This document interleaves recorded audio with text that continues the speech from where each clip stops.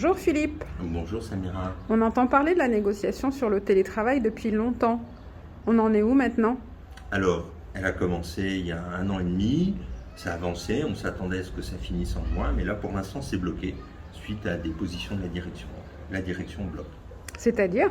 C'est-à-dire que c'était bien parti, la CGT, on a fait des propositions pour améliorer l'accord existant, des propositions qui avaient été acceptées, ça avançait bien.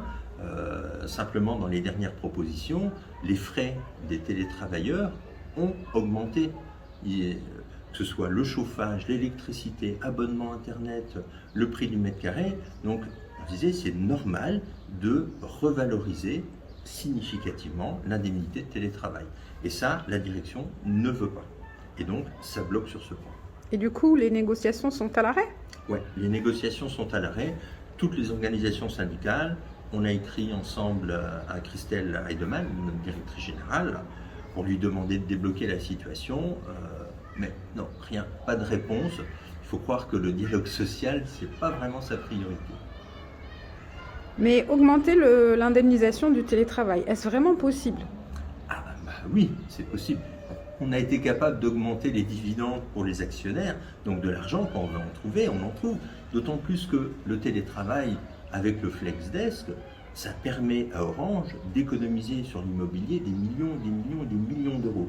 Donc de l'argent, il y en a. Après, c'est une histoire de décision.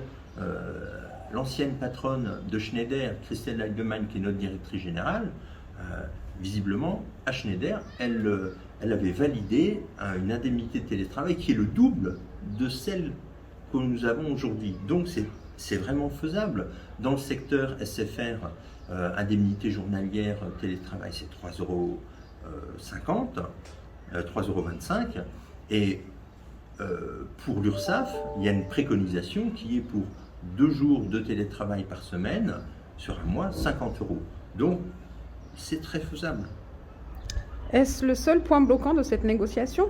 Non, il y en a un autre. La direction voudrait un partage de bureau, c'est-à-dire, tu veux faire du télétravail, eh ben, quand tu n'es pas là, il y a quelqu'un d'autre qui vient sur ton bureau. En termes de qualité de travail, de comment ça se passe, c'est vraiment pas top. C'est vraiment le FlexDesk qui s'introduit dans tous les interstices possibles. Les organisations syndicales n'étaient pas d'accord, la CGT, non, on n'est vraiment clairement pas d'accord non plus. Et donc, s'il n'y a pas d'accord télétravail, que va-t-il se passer? J'allais dire, il ne va pas se passer grand-chose. L'accord télétravail actuel, il continue d'être valide, il est de 2013, il continue d'être valide, il continue d'exister, de s'appliquer.